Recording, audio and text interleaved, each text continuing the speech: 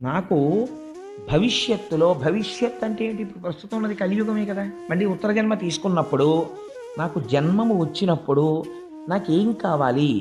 నా మనస్సు ఎప్పుడూ శ్రీ మహావిష్ణువునే స్మరిస్తూ ఉండాలి. స్మరించడం కాదు, ఎక్కడైనా స్వామివారి ఉత్సవమూర్తి కనపడ్డా, దేవాలయం కనపడ్డా, స్వామి దేవాలయం కనపడ్డా గభాల శిరస్సు ఉంచి ఇలా నమస్కరించగలిగినటువంటి సంస్కార బలం నాకు కావాలి. అంత గొప్ప మాట చూడండి అది. బాగా చెప్పేవాడు దొరకాలని ఆయన అనలేదు. ఆయన ఏమన్నాడంటే, ఆ స్వామి గురించి 4 మాటలు చెప్పేవాడు దొరికితే చాలు పరిగెత్తుకుంటూ వెళ్ళి వినేటటువంటి జిజ్ఞాస నాకు కలుగుగాక. అందుచేత నిరంతరము ఈశ్వరుడు యొక్క పాద సేవనము చేయగలిగినటువంటి కర్మేంద్రియములు కావాలి నాకు. నేను అర్థిస్తున్నది అది. నాకు అవి కలిగేటట్టుగా మీరందరూ నన్ను అనుగ్రహించరా, నాకు ఆశీర్వచనం చెయ్యరా అని అడుగుతున్నాడు.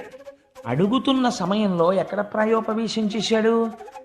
ఉత్తర జన్మలో తనకి ఉత్కృష్టమైనటువంటి జన్మ కోసమని ఆయన అడగలేదు. ఆయన అడిగింది, ఏ జన్మలో ఉన్నా, ఏ శరీరములో ఉన్నా కావలసినవి ఏమిటి? ఇవి అడిగాడంతే పరీక్షిత్.